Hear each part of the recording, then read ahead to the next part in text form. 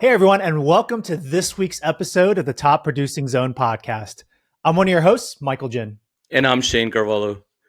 And Shane and I are super thrilled today to have an amazing guest, Anthony Nelson, on today's show. Anthony is a real estate agent and active investor based in the Central Valley area of California. He's built out a portfolio of short-term rentals for himself in Lodi as well as Cabo. He's the founder of DNA Home Solutions, and being someone who works a full-time job, plus being a real estate agent, plus being an investor, plus having a family. And if you see him in person, he looks like he can bench a small car. I think it's safe to say Anthony knows a thing or two about what it takes not only to build a successful business, but also balance that with the demands of family and life. So Anthony, we are super thrilled to have you on with us today, and we're excited to kind of dig into your journey a little bit more. Yeah, man. Thank you so much for having me on. I appreciate it. Like we talked about, like you have a day job. You've been an agent for, you said 12 years now, and then you got into investing. I saw one of your reels the other day where you talked about kind of the epiphanies you've had in your journey going from employee to entrepreneur. So like, maybe we'll start there. Like, walk us through that a little bit. How did you get to where you are today? Yeah. So, my journey, I started, like I said, 12 years ago. I didn't know anything about real estate. I don't come from a family of agents or investors or, when I graduated high school, of course you drive down the street and you're in your hometown and you see houses and you're like, okay, that's cool. But, never once the thought crossed my mind, like, hey, I could sell that.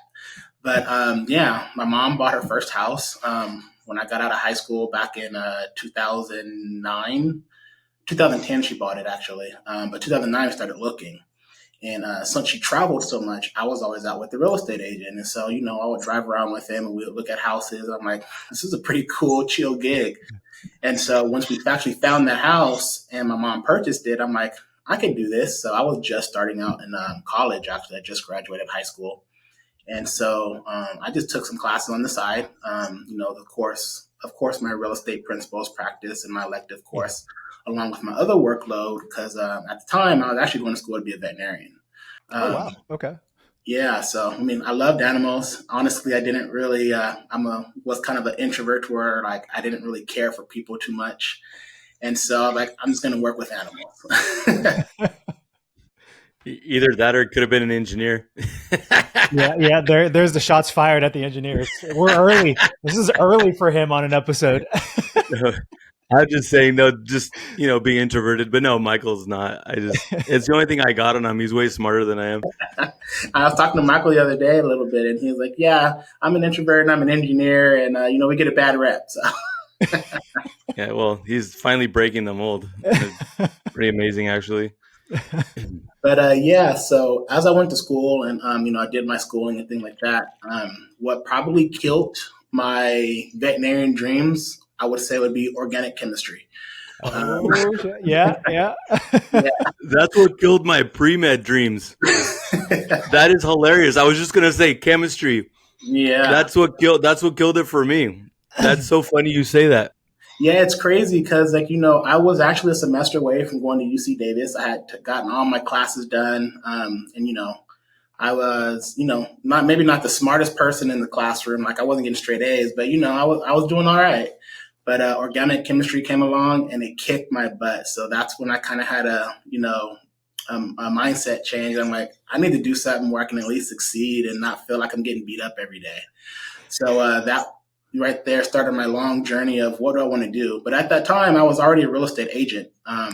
And being an agent was nice because what it allowed me to do was I get to pretty much make my own schedule. I didn't have to work a 9 to 5 if I didn't want to. And so that allowed me to, once I actually transferred over to Sac State, I joined a fraternity, partied here and there. When I needed money, I would go sell a house. So it was easy. But once I graduated with a finance degree with emphasis in real estate and land use.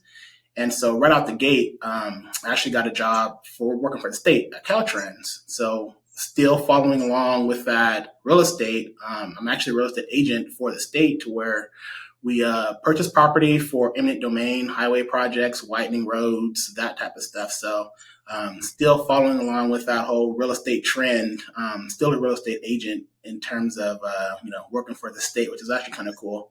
because sometimes I go out to meet with property owners. I'm like, you could tell me no, but it's going to happen.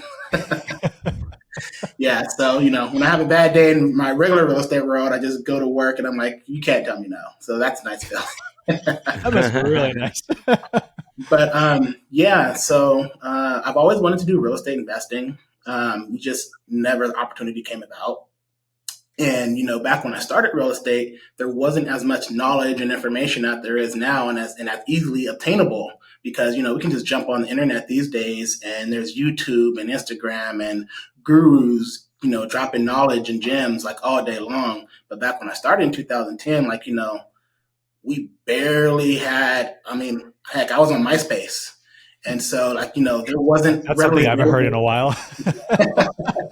Yeah, so there wasn't something readily available to just be able to go online and, obtain information and knowledge. Like we had the, dictionaries and encyclopedias and things that we had to scroll through like that to find information. So it's just a lot easier these days, especially for this generation where they're growing up with internet and pretty much handheld internets in their phones. And, information is just right there at your fingertips. So yeah, that's kind of how starting of my journey from out of high school till now.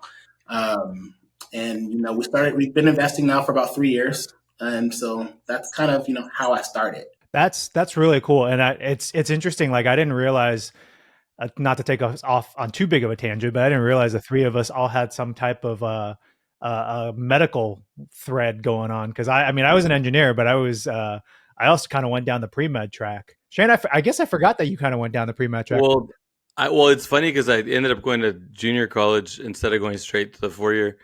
And I had my mindset because I was an athlete in sports medicine. I was excited about that. And it's interesting because I literally was going to say that chemistry destroyed me. So then I shifted to business and I was an honor student. I went from struggling in the sciences but it's interesting because my daughter wants to be a veterinarian and she's a senior in high school now. But, Davis obviously is a target. So she's wanted to be a veterinarian since she was little. And so hopefully that'll, pan out for her. That's tough. But yeah, like organic chemistry, actually I forget what the first chemistry was, but the chemistries were just not good. Yeah. I made a face earlier when you guys were talking about like how you guys didn't like organic chemistry. I was like, I don't know if I should say this, but I'll say this. I actually really loved organic chemistry. Yeah. Then he wonders why he gets the engineer jabs. Anthony's in the background. He's like, nerd. That's what everybody's thinking right now. I'm thinking to myself. Well, Anthony, it's interesting you talk about kind of how readily available information is today versus kind of when you first started. So to me, that really indicates like, you have to be really driven to kind of go back then and like go find the information that you really need. So I'm kind of curious, man, like what would you say like drives you on a daily basis to just continue to keep wanting to get better, to learn more? What's your why? So back then, to be 100% honest with you, like I didn't have that drive. I feel like if I did, I probably would have started investing a lot sooner. Okay. But, as I get older and of course, hopefully wiser, that drive, really for me is I'm really looking for that knowledge to be able to pass on to my family because I am kind of one of the first people in my family that turning point to where I don't just go to my 9-to-5 job and that's all I do. Because, they drill that into us to where like you go to school, you get good grades, you get a job and you go, work for someone else 9-to-5 and you do that for 30 years and then you retire. I'm that first person in my family right now to where like I've done something different. And so for me, my why is, it's very important for me to where I can pass that knowledge on to my kids and my family and just in general, anyone who's willing to want to learn that information that I'm able to provide that for them. So, I'm always looking to grow and learn and be better. And it's for my family and not just for my kids. My mom, I just recently got her into investing with me. It took me a while, but, she had that mindset. And now she's actually studying to become a real estate agent to take her test and, start investing and buy her first rental property. So that actually really excites me because she was really like hesitant and kind of against, investing. And I've worked hard for this money and I'm going to keep it and I'm not going to lend it. And I had to try to explain to her, like, you have money just sitting that's not growing whatsoever. Like, you can be making, a good interest rate on that. And so just by me being able to explain to her, because I've gained that knowledge from, taking a risk and listening to other people and paying into coaching programs and investing in myself, I can now share that with, my mom, my grandpa, my kids as they grow up. So that's one of my big whys of, why I get up every day and I do this. I mean, I think that's really amazing. And I think it's really cool how, you're the first in your family to really bridge and expand yourself out into entrepreneurship. Like I totally can kind of understand that. And I was kind of smirking a little bit to kind of hear when I hear you like share that. Cause I mean, for me, I came from like I immigrated here to the States with my parents. Right. And so they kind of had to build everything from the ground up. And they, for them, it was for the most part of my parents' like careers and my life growing up, it was all about that 9 to 5. And it was all about like just saving up money the old school way, right? Not realizing that, hey, you can take your money and let it go, use that money and have it make more money for you. I think that was a concept that was kind of foreign, even for me growing up. And then it really, I saw it firsthand in my family. Like it took my dad getting, laid off after he'd been in his 9 to 5 job for like, goodness, like probably like 20 years. No thanks, no nothing, right? It's just like, hey, see ya. You're out, like we're eliminating your job. To see him then start getting into like entrepreneurship, building out his own business. And then all of a sudden it's like, yeah, it kind of opens up a whole new world for you and just new thought processes. Like Shane, I mean, you've kind of been in this arena of building like your business and like kind of being an entrepreneur for a lot of your life. But like, what do you think about that whole thing? Well, it's interesting because like he's obviously Anthony, you're changing your family legacy, and it's interesting because like my parents are immigrants as well. I was actually the first one born in the U.S. My parents immigrated from Portugal, and they both, my mom, well, they both did low level labor jobs, canneries, in the orchards, pruning trees and stuff. My mom, I think, she worked at like they used to work like the pajama factory. They kind of started with really low entry level jobs, and then she went to cosmetology school, and so she started cutting hair. Eventually, she opened her own business. My dad went to work for a big commercial contractor, and then he ended up starting his own construction company.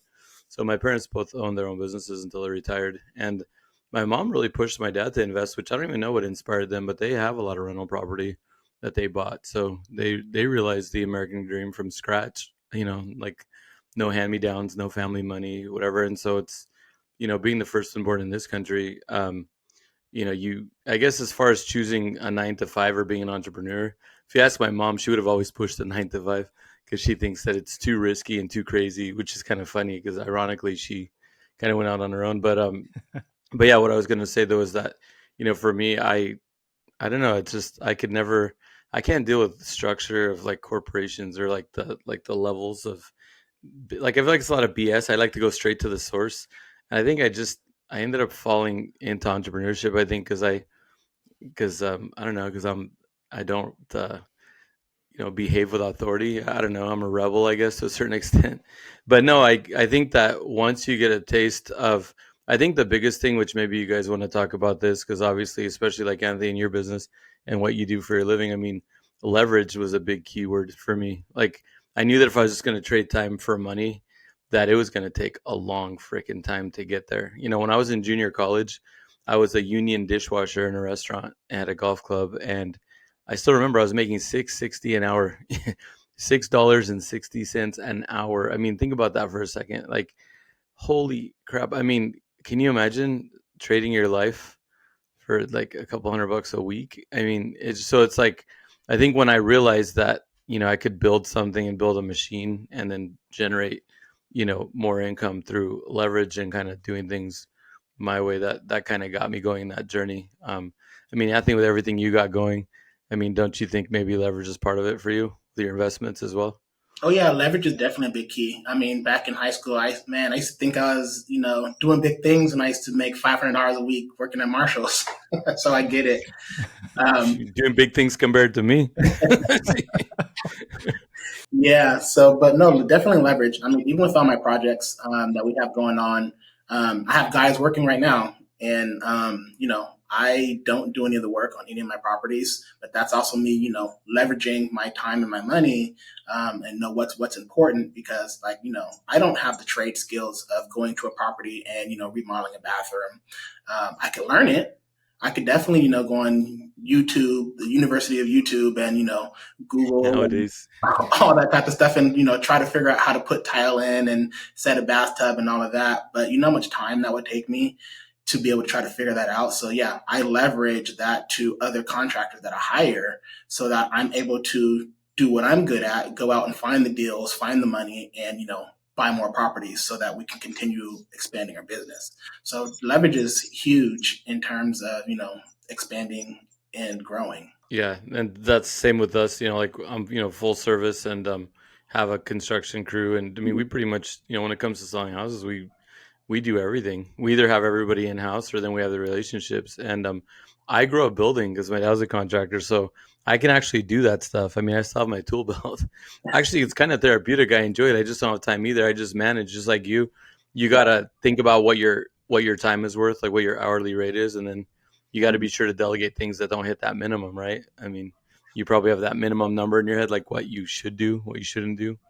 Yeah, and I'm bad at this because I have a problem letting go of some of Oh, power. a control freak in real estate. Shocker. I know, kind of know what that's like. Yeah, so I will go to Home Depot and pick up the bag of mulch and things like that because I mean, I guess for me, if I feel like if I can get it done quicker and get the project completed, I'm just gonna go do it. I don't want to have to tell somebody and be the middleman to have to go do it and then have to micromanage and be like, hey, get that done. Oh no, I didn't get a chance yet. And I'm like, okay, I should have been done, 3 hours ago. But so there are some things that I have an issue with, letting go, but I'm working on that.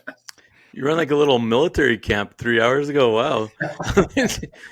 Man, time is Well, money. Time is money. what happens if we interview your employees? What are they going to say? We love Anthony, our boss. He marches around like good little soldiers. Yeah. Well, and I think that's one of the hardest things, right? Like starting out a business, building out a team is being able to let go. Like, because I think we all have a certain standard that we hold ourselves to and that we hold our business to. And so it's the scariest thing, like you said, Anthony, to try to hand that off to somebody else. So like how have you gone about building out, like, one, identifying, and two, building out and managing like your teams? Like, what's been successful for you so far? So for me, to be honest with you, so I've been investing now for 2.5 years. This will be a complete third year this year.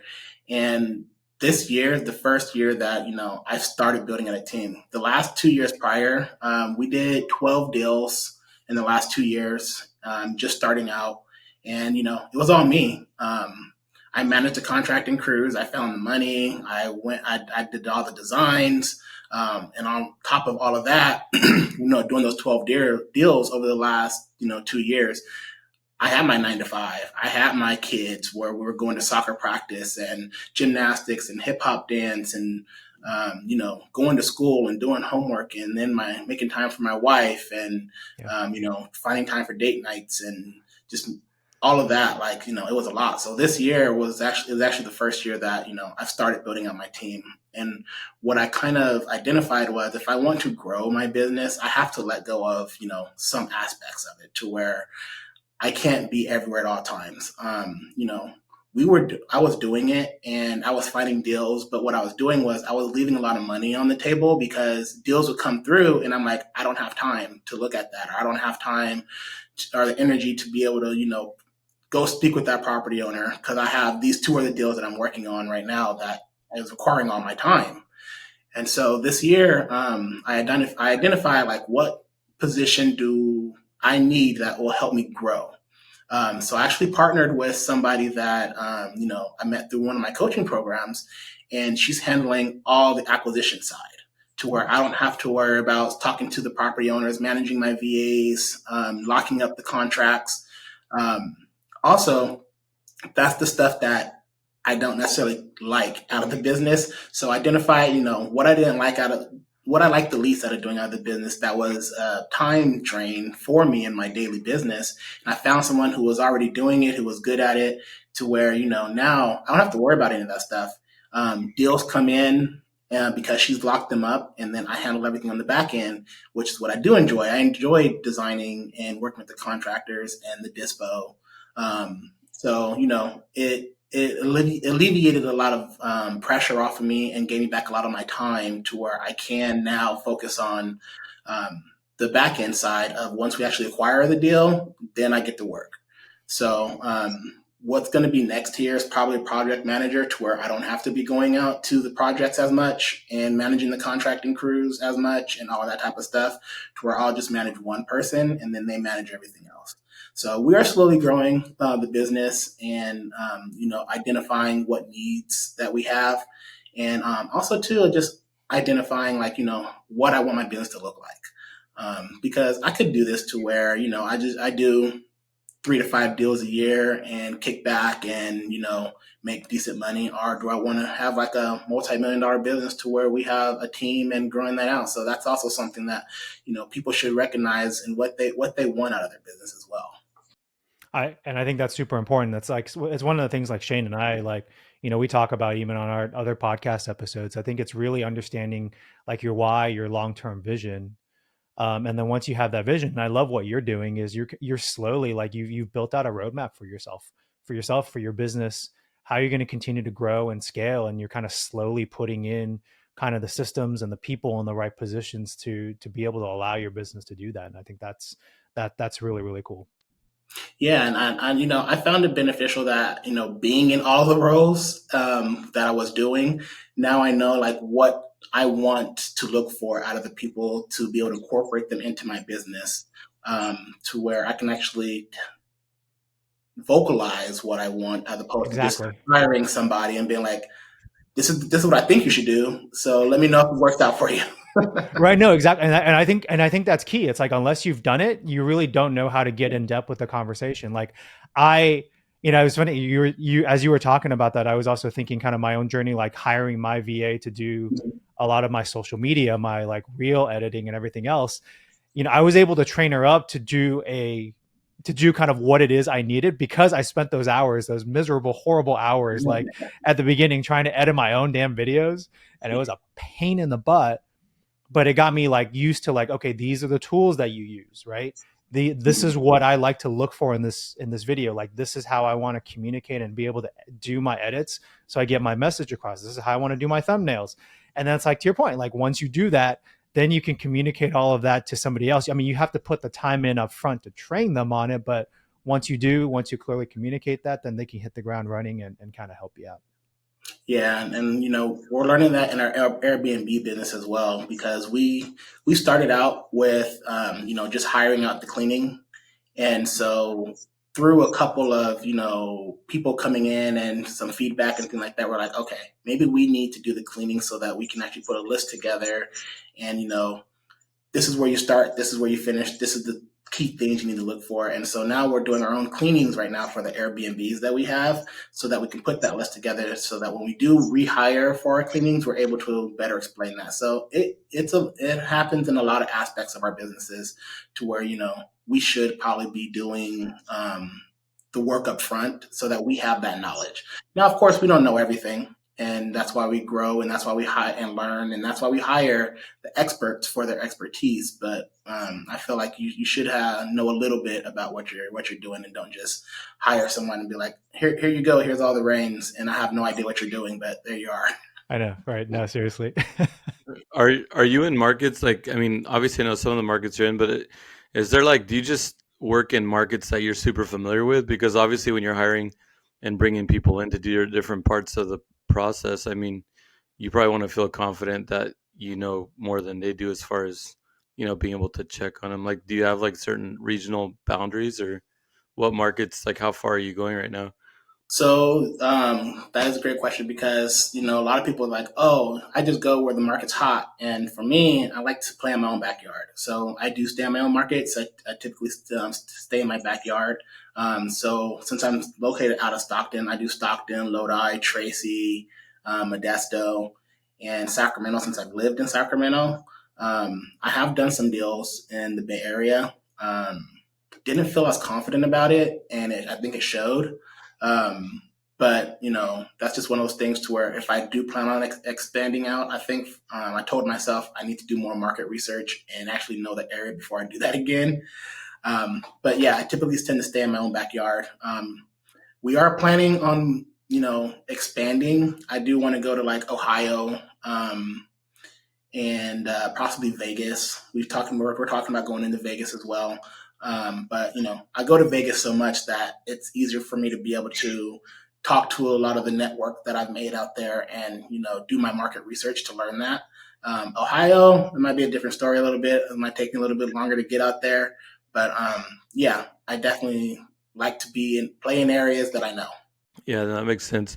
Yeah, I've actually, in our network, we've connected with people everywhere. Obviously, Vegas, we have a strong connection. It sounds like you know some of the same people, but yeah, it's interesting though too, because through some of these networking, events and different things I've been to lately, like I've met, people that are doing a lot more commercial and industrial investment, like big multifamily and stuff.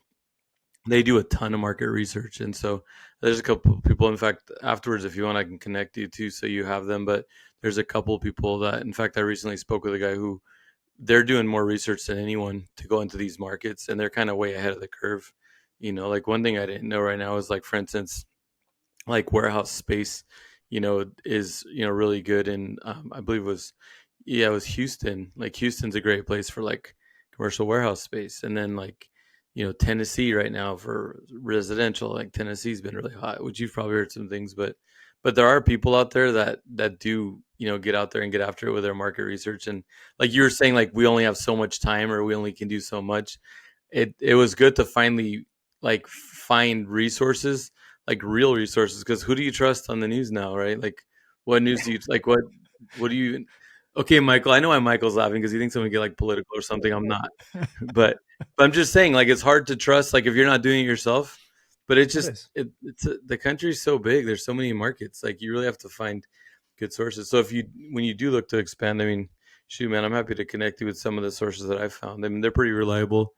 And we also in our network have boots on the ground in a lot of places in the country.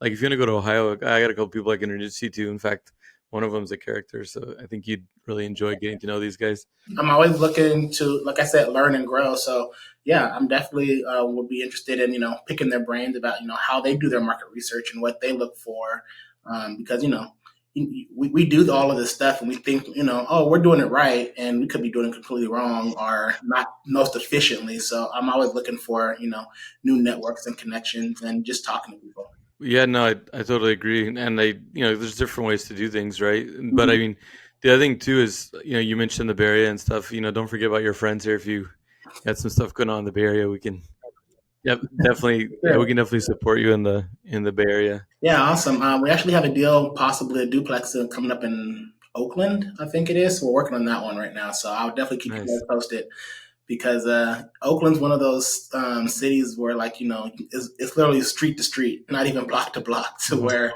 you buy something on a good street over here, and then next street over is like what I walk into. So Yeah. Oh yeah, no, I was working on a duplex in Stockton. I know exactly what you're talking about. Like, I won't say too much because I don't get myself in trouble. But I'm just saying, like, I know exactly what you're talking about. And it's like, it's good to scout it during the day, yeah, because it's a whole nother world at night. But yeah. no, I hear you. Well, if you need some boots on the ground in Stockton, let me know. I walk there. Oh no, for sure. I don't. That's the thing is, I had to drive through there because I didn't have boots in Stockton, and I found out really quickly why it was only $90,000. I mean, I got out of there safely, but I did realize why it was only $90,000. Yeah, so yeah, I grew up in Southside Stockton, so I'm pretty familiar with majority of Stockton. Thanks for joining us for today's episode. Now, if you're watching on YouTube or streaming this on your podcast platform, if you could do us a favor, leave a comment down below and let us know where you're listening or watching the show from today. It greatly helps with the algorithm and helps us get reach out to more people who need or want to hear what we have to say. We greatly appreciate it. And now back to the show. With everything that's been going on with real estate investing and just the migration of people moving, around the country. So many people live in California, and even within cities, like places that were tough, tough areas growing up that have, been like, what's the term, like regentrified. I mean, it's just the movement of what's been happening, and then what's been happening with rents, like with rents, versus income in those pockets. And it's, in a lot of ways, I mean, there's some positives where they've kind of cleaned up a lot of the crime in some areas, but then they've also created more poverty because now a lot of these folks can't really afford to rent, and it's kind of as an investor, like, I mean, where are you at, like, when it comes to like the morality of that? Like, where are you at in your head when it comes to that? I feel like it's a tough situation because rents. So I've done a little bit of market research on rents, and rents historically is one of those things that rent just goes up. It never goes back down. It's not like, mortgages where, housing prices go up and they go down and they go up and they go down and they fluctuate. Once rents go up and they hit like, a new market rate, they don't tend to go down. And I think what one of the data points that I saw was, and this has been since like 1960, I think it was when I looked at it. Rents historically don't go back down. So it's like, okay, we're at an average market rental rate of like what, $2,100 right now or something like that. And it's like, Well, 3,500 here for a 2-bedroom. yeah, that's more than my 3,000 square foot house that I pay. That's crazy. But yeah, rents don't go back down. So this median price range are, people in the regular working world, like they can't afford it without having a roommate or something along those lines. Like you cannot afford your own property to just rent these days, and it's crazy. Yeah, no, it's true. But I guess, and maybe I didn't make it, or I didn't really clearly ask the question, but I guess what I was trying to say too, which that, I mean, I'm happy to hear about this as well, but I guess what I was trying to say is, as an investor, when you come upon opportunities, do you ever have any emotion about knowing that you might be alienating, people in your investment properties that you're buying? Like, how do you feel about that? To be honest, I got into real estate because back in 2010, when I started in real estate, like as much as I love the freedom of it, like there were so many foreclosures and short sales and things like that in Stockton in general, and that's where I do real estate at. One of my big whys then was I want to educate people that they are able to buy a house, that you can buy a house, that there are funds out there to help you because, the American dream, people think that it's so unobtainable, and it's actually really not. Like, there are ways that you can get into properties for very little money. And this was the case, back in 2010. A little bit different these days, especially with, rates being so high and things like that, and people have to be able to afford that.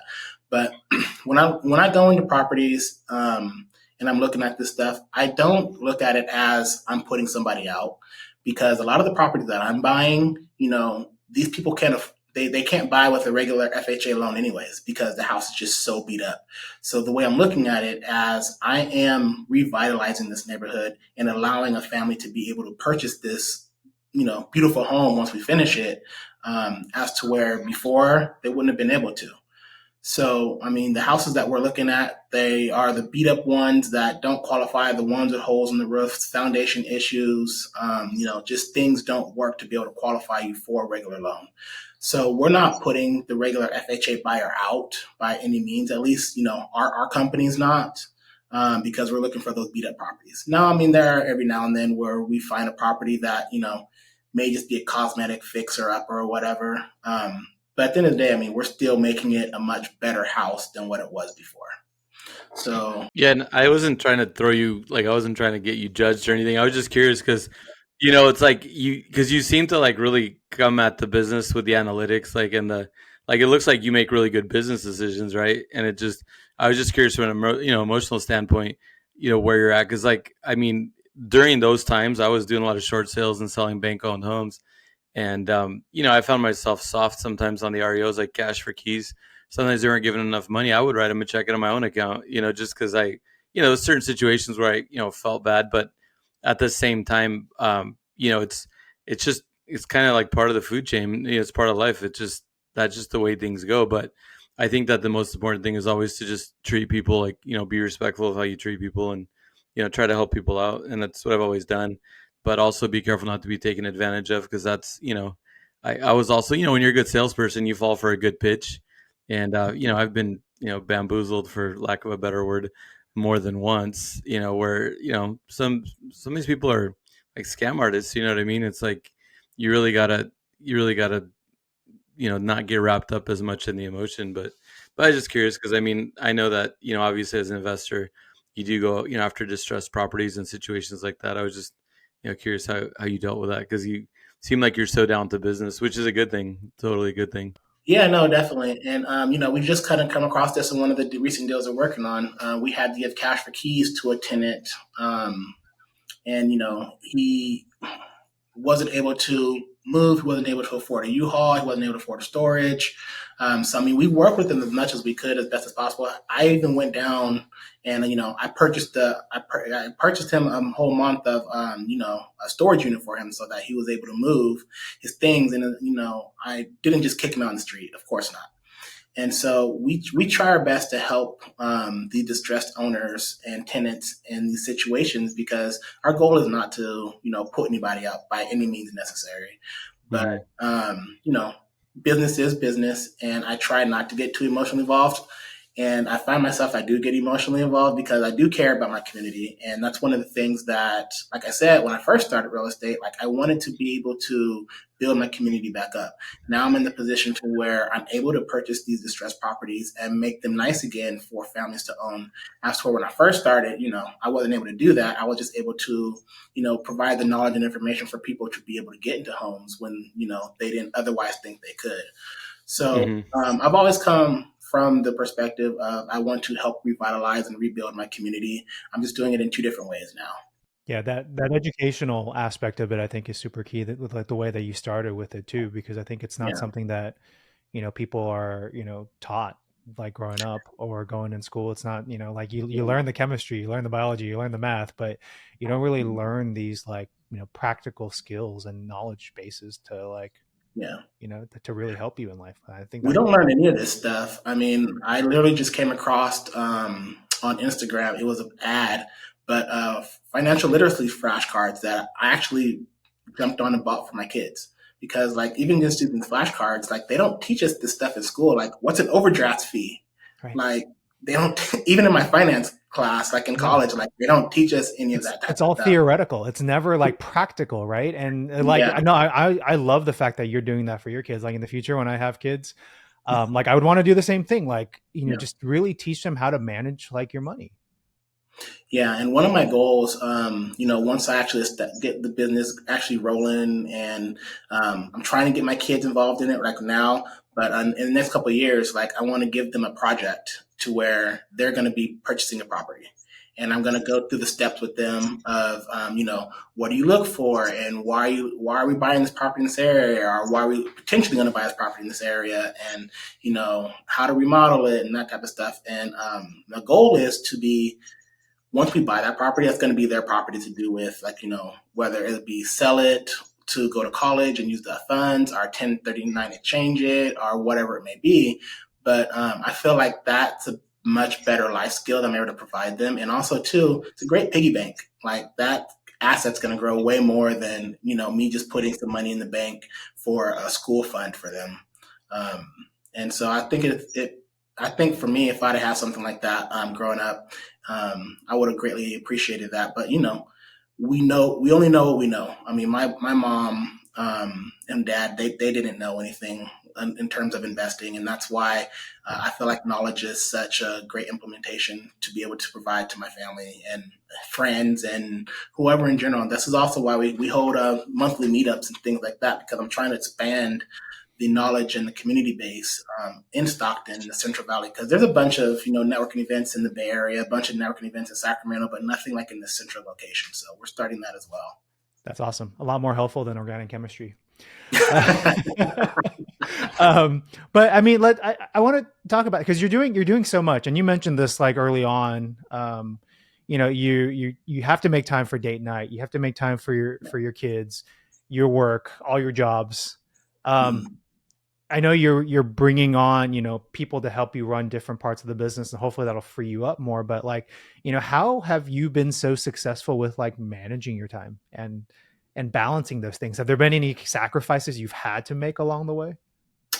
Definitely sacrifices, and to use the word successful, it's not successful all the time. The wife does, get mad at me quite often and things like that. I'm trying to incorporate her more into the business as well, so that we can talk about these things and be together while we're doing some of these things, to where it allows us time together more, so to where I'm just like, I got to go work on the business. No, like, hey, I'm going to look at this property. You want to come with me?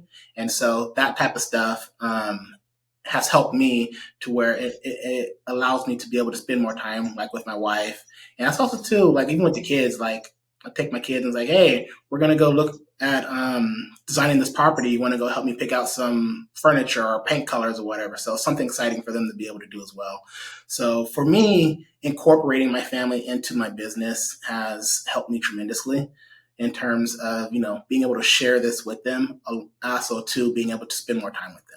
Right. And that aligns with the whole educational aspects of it too, right? Yeah, exactly. So I'm learning as I grow, or I'm learning as I go, really. And so, I'm implementing things that I think will work. And then, also when I find if they do work or don't work, readjusting from there. But, you definitely gotta, be, have a schedule. It really helps. And, whether you're scheduling out date nights or, making sure that you're, blocking out time for your family, or like, even if it's like, okay, at 7 o'clock, from 7 to 9, shutting my phone off, doing dinner, watching a movie, spending time with the kids, playing board games.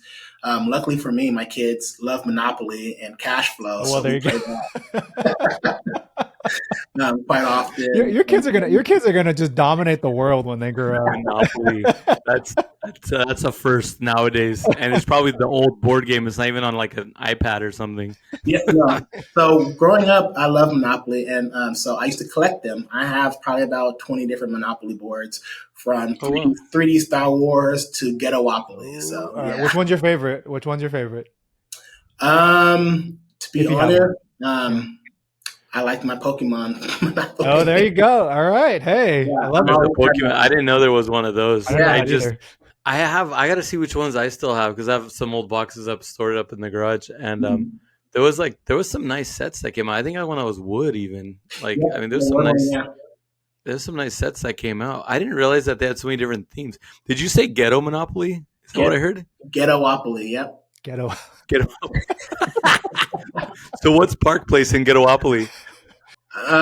You know what? I had never opened it. It is still in the wrapping. Ooh, Oh, collector's I know item. that's gonna be cool. Collector's item. That's gonna be worth some money. Oh well, you know what? We'll see. But yeah, I don't know why I started collecting them when I was younger, but I did. And so I don't know. I really like Monopoly, but now Cash Flow is kind of like the stepped up version of that. So my daughter really likes it, and I like it because it actually gives you like a financial statement that you have to fill out for the game. And so it's a little bit That's interesting. a step up above Monopoly. Have you guys played it? Uh, what the new one? The Cash Flow by Robert Kiyosaki. Oh, cash. Oh, I'm aware of that, but I haven't. Yeah, but I am aware of what that is. No, I was kind of, my brain was stuck on, he's over here with the Monopoly with his kids, and I collect shot glasses. What kind of a parent am I? I was thinking about that. I was like, what do I collect? It's like, oh, yeah, shot glasses. Hey, baby, you want to see where we've been? That's geography, right? This one's from this city, this one's from that city, that's from this place. Sorry. Anyway, go ahead with the Your cash kid flow. Shane's gonna, when they grow up, they're gonna be world adventurer. Anthony's kids, when they grow up, they're just gonna be moguls. They're gonna dominate the world. Yeah, they're gonna own the jets that we're flying I on. know exactly. Thanks, Anthony. That's awesome.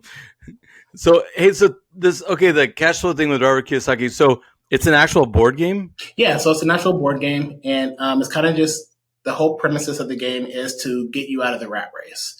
So the rat race of the 9 to 5, the every day, like the credit cards and having kids and all that type of stuff. So it's a pretty cool game. I actually bought some different I actually bought multiple board games, and we actually do well, we've only had one so far, but a cash flow game day, to where a bunch of investors get together and we just play cash flow. That's actually a great idea. That's actually great, even for like team building. I mean, that's it, Michael. You got to put that one No, in I there. was like, I already made a note of that. I think we're gonna borrow that idea. That's Oh yeah, no, That's definitely. actually a great idea, Let me know when the next game day is. I'll let it come out. dude. For sure, for Whiskey, wine, sure. and cash flow. How's that for a hangout night? Yeah, I was just in Modesto a couple of days ago. I mean, like Modesto to like Michael's house is only like an hour and a half, so that's easy. Well, are we doing it at your house, Michael? We can do it at my house. I'm down. I'm down. I got Yeah, space. I'm further away, Anthony. I'm down in Aptos, so where? a little bit. Aptos, just south of Santa Cruz on the Monterey Bay. Oh shoot. Okay, yeah. I'm down by the ocean. I'm in the sticks on the ocean. Gotcha. My cousin lives on Santa Cruz, so we were just out there visiting him. Okay, so you've seen how small and Yeah. Yeah, I grew up here. I like it. I'm not a city boy. I think we do this. Anthony, you bring cash flow to the game. Shane, you bring the meat, and then I got the wine and the whiskey. There's the Oh, that's and then we just host people. Let's do it. Anthony doesn't know about my protein ways. I'm an avid saltwater fisherman and also, good cook and love cooking meat and stuff. And I mean, heck, we've even raised our own beef on the ranch. It's just the last couple of years just been too busy. I haven't really been doing that. The pastures just lay fallow. But yeah, no, I'd love to grill. I love to eat. No, me too. Yeah, we actually the three of us do. He just doesn't look like it. So do you? No, that wasn't a jab. That was just like he's got a better metabolism than I do. So I mean, Anthony, do you like? He started off by talking about you bench pressing cars and stuff. Does your workout routine involve lifting a lot of weight, or what do you have like a daily morning routine, or what do you do? I should have a daily routine. I really don't. I'm really on and off with it, but I do enjoy working out, and it is part of my daily life. But there are those months where like I slack off and I don't work out as much as I should. I actually did wake up this morning and get my workout in. So yeah, Boy. My favorite part of my body though is probably my chest. So I do that the most. But yeah, no, I'm working towards 5 plates right now. Wow. Yeah. Holy moly. So how I introduced him at the beginning is not an exaggeration, guys. It's leg day, Anthony, was the brutal one when I was doing the full on at the gym. I got a pretty nice home gym, but it's funny because like I've ended up focusing a lot on upper body. Like I'm lucky my lower body is actually pretty decent size because most guys, especially as they get older, don't have much lower body. But yeah, leg day was brutal, right? Everybody hated leg day. I still hate leg day. I mean, I don't do it as much as I should. Well, that's the thing is I can't say I hate it because I haven't been doing it enough. I do like cardio or all those other types of, tennis. Like yesterday on Fridays is tennis. I was at a tennis club yesterday. But it's like, it's funny because the reason I mention that is because it's like your favorite thing doing chest. It's like I find myself doing a lot more sets of like the stuff that I like. Yeah. Well, for leg day, since I don't like doing it so much in the gym, what I try to do is when I go golfing, I just walk the course. So, get that cardio in, plus it's a decent leg workout in terms of your calves and your quads and things. So between the workouts and the organic chemistry, I feel like I'm the black sheep in this trifecta right now. I was like, I love leg days. I used to do a lot of long distance running. Like after I like finished college and it was in my like early 30s, I was doing like marathons, half marathons. I do Orange Theory today, and the leg days, the sumo squats, the squats, everything. I love that. So sorry guys. I feel the black sheep. I'll go in my corner now. For me, with football, we just do sprints. We don't do any sort of long distance running. Yeah. Well, that's what I was going to ask you. So you did play some football? Yeah. So I played in high school, and tight end. And so it's one of those things that were like I was too big to play Pop Warner, so I never played until I got into high school. And the coach was like, "We need you on the team." So I played in high school for a little bit. Got some scholarship interest and things like that. Stanford, Brown, Sac State, Oregon State, but it got really political my senior year and didn't end up going that route because they wanted me to major in certain things like communication. And I'm like, I don't want to be a communications major, but it's one of those things like, easier workload to be able to focus on football. And I was just playing football just for fun. So for me, as I had natural talent in it, I wasn't trying to be like, I'm going to NFL. So for me, I was like, okay, I'm going to focus on what I want to focus on. And actually, instead of football, actually in high school, my senior year, what I did was I applied for Stanford Medical Youth Science program and actually got into that. So I actually did that for the summer and didn't do football. So yeah, that was back when I was following my science career. I love that. I love that you're making those kind of decisions when you were young. Like that Yeah. shows to your maturity. Like I always felt like an older spirit. Like I felt like I was, just mature. And when at a young age, like I felt like I don't. But I mean, you don't meet a lot of guys that are like, like that's amazing. You made that decision. I love that you stuck to. You saw the future. You saw past. Because I thought the same thing. Like I got too small with all the conditioning before junior college. Football season started. This local guy who had a conditioning gym, he was our conditioning coach, and I was like 5'10", 245, and I was pretty solid at that weight when I played defensive tackle. But that's small for defensive tackle. Well, by the end of summer, my first year in junior college, they had me down to 205. I've never seen 205 since. That was like 20 years ago. But what I was gonna say though is that I well, actually, I'm lying to myself. It was like 25 years ago. But anyway, what I was going to say, though, is that it's interesting with, um, you know, when you're in these kind of sports and you've spent, like, for some people, since they were like 5 or 6 years old, they've been practicing, like, if it's baseball or whatever it is. And it's interesting because it's about that time in high school, maybe going into college, where some people just keep chasing that dream and then they don't, even guys that leave school early to go into the pros, even if you had that time that you thought you'd go to the NFL, like you've seen the sad stories, right? Like so many sad stories. You got to keep like you value the education and you value, doing, something much more than just playing a game. Because it is, I mean, people do get paid a lot to play these sports. They do become careers, but I like that you kind of stuck to your guns. So how big were you in high school? Like what were your stats? Like how tall and how heavy were you? So I haven't grown any more since high school. So I was 6'3", 275. Damn. Nice. Yeah, so you had the size. No wonder they wanted you. Totally had the size. That's a hell of a size for a tight end. Yeah, I got to 5'11", and I'm thankful for that just because our culture, our just I tower, like when I go to any kind of festivities, like I tower over our people. Like 5'11" is actually pretty darn good. It's and I'm lucky because my grandfather, my mom's side, happened to be, their family line was tall.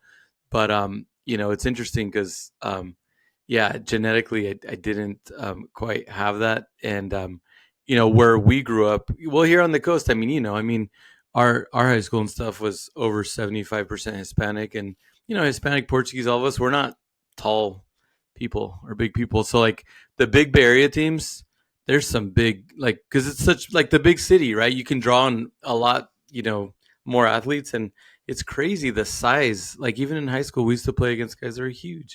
Anyway, I'm going on my tangents. I'm gonna No, turn it's the mic okay. back No, over I was to gonna. Michael. I was gonna say, except for in West San Jose and Cupertino, where I grew up, where you have schools that are like Asian kids like me, and that's the football team, and so we never did well at any of those sports. Uh, Yeah, and it was crazy because, like, people say I was big in high school, but I'm really, once you get into professionals and stuff like that, past high school, I'm not that big. Because, like, most tight ends are, like, 6'5", 6'6", like the Travis Kelce's and things like that. I'm like, yeah, I'm not that big. So, like, I would have had to move to, like, a defensive end or something like that. And I'm not that quick. I mean, I ran, like, a 4.89 in high school, but, those guys run like a 4.5s, 4.4s. So yeah, Isn't that crazy? Yeah. yeah. The higher you go, Yeah, well, that's why they were trying to move me to linebacker, and I'm like, I'm not going to learn a new position in college. That's when that decision that you made, like, I'm just going to stick to my education, what I want to do. So, did you play on the golf team by chance, I did. Coach didn't like that either because it interfered with conditioning, dude? conditioning. I played on both. I played football and golf. That's hilarious. I was just going to ask you that because you said you play golf as well. Yeah, In high school, I played on both the football and the golf team. same here. When guys are younger, they give you a hard time. I used to get razzed by the football team all the time. Oh, you Yeah, play golf? It's like such a like not masculine thing to do, I guess, at the time. Now they probably all. Oh And yeah, no. I mean, I played on the football team, I played on the golf team, and I was also that nerd that went to the science room and played Yu-Gi-Oh at lunch. So Oh, I I don't love know. it. I love it. The Yu-Gi-Oh reference between the Yu-Gi-Oh and the Pokemon, man. I love it. nice. Well, Anthony, I want to kind of wrap up with a couple of questions. I mean, Yeah. I feel like, I love getting the chance to have gotten to know you a little bit better during this interview today. I feel like, you're just a very curious and passionate person. And I was wondering, like, just for our audience, can you kind of give us like 3 words or principles that you like live your life by? Yeah. Integrity. I'm very big on integrity. You know, what I say I'm going to do, I'm going to do. And I feel like that helps me with a lot of business that I do, especially with property owners who are distressed and, things like that. They have their guard up. And so, like, my word is my bond. If I say I'm going to do it, I'm going to do it. Honesty is a very big one, especially in my business, because, we have to trust in other people in this business a lot. Like, we deal with a lot of money. And so, someone, they'll wire $300,000 into your account, and you have to be able to trust that they're going to pay you back and do what they say they're going to do. So, integrity, honesty are very big. And then also too, loyalty is one big one for me, because, if being loyal to somebody and, putting your trust in that person, that right there is something that those 3 things are very big, and that's what I kind of strive off in my business. And those are people that I want to work with. Yeah. And even in business, is like, I want to work with people that I can trust, and I can believe in their word, and they're going to have integrity about themselves. Like, they're not going to do somebody dirty because it's going to call for a good payday. Like, that's not cool. And so, like, you could abide by those, and that's who I kind of want to surround myself with as well in my business. Because I love networking, I love talking to people, I love learning and growing with people, and being able to find people that have similar goals, interests, and beliefs. That's huge. Yeah, no, that's incredibly important. And I know Shane and I both like that. That's like a key principle that we live by too, is, work with the people that you like and you enjoy working with. And it makes a huge difference over the course of your career. So the last question we want to end with, that we ask all of our guests, is, we, on this podcast, we try to help other agents, take their business really to new levels. And so for you, like, if you were starting a new like real estate production business today, knowing everything that everything that you've learned, how would you go about doing it today from the ground up? From the ground up, starting out, I mean, definitely get yourself a coach. To me, that's number one. That's one of the first things that I did starting out. You got to invest in yourself, because no one else is going to do it for you. So investing in yourself, getting yourself a coach, someone that's doing what you want to do. They're already doing it, and following their blueprint. That's one of the biggest things I feel like in starting any type of business. It doesn't have to be just real estate, but anything you're looking to do, get a coach that's doing the business and the things that you want to do, and just reach out and see if they can mentor you, or be a fly on the wall, even if it's a paid coaching program. So number one, get a coach, and then also two, you got to have consistency in learning what you want to learn. You have to be consistent, and on an everyday basis, put those reps in. Doing it every day, whether it's cold calling, or whether it's making your phone calls or your text messages, or just pulling up lists and leads and door knocking, whatever it is that you're looking to do. You have to have consistency, because if you start something and like, I did it for 5 hours this week, but I only did it for an hour this week, or I did it for 6 hours this week, and only got a chance to do it for 30 minutes this week, you're not going to gain any type of momentum. So coaching and consistency to be able to start your business are two very important things that, I kind of did when I first started. I was consistent. I put the reps in. I got a coach that was able to help me and mentor me. And any questions I had, I was able to, pick up the phone and, ask those questions, cut the learning curve tremendously. So those are 2 kind of tidbits and tips that I would give for someone looking to get started into a business. be consistent and get a coach. Consistency is like Michael's laughing. I preach that. Like that's especially in our business. I mean, real estate. Like that's probably the number one reason for failure with a lot of the newer agents, honestly. It is. And I feel like it's a lot of, I feel like that's a huge reason for failure in anything that you do in life. Like, you never know when you're going to make that breakthrough. And, you're grinding and grinding and grinding. You're like, oh, this isn't working. But it could have literally been that next phone call that you make could have been like your breakthrough to where you had $1 million deal on the table, but you stopped calling. You just never know. And that's where I think like knowing your why too, right? Knowing what it is you're working for, will help kind of maintain that consistency even when you don't have, the immediate results that you're hoping for. Yeah, exactly. Yeah, well, we could go on about that. That's a whole different topic for another whole different episode. Well, Anthony, we really appreciated having you on, man. And like, if our audience wants to connect with you, what's the best way for them to do that?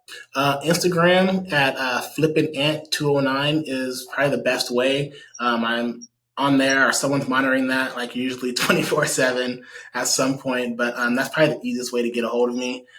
We are also on Facebook, just Anthony Nelson, or DNAHomeInvestments.com, or actually DNAHomeSolutions.com. We're rebranding. DNAHomeSolutions.com, and also, like I said, flippinant209 on Instagram. Awesome. Yeah. Thanks, Anthony. It was great meeting you and having you on. Thank you guys so much for having me. I really appreciate you. All right, cool. And we'll catch everyone on the next episode of the Top Producing Zone podcast.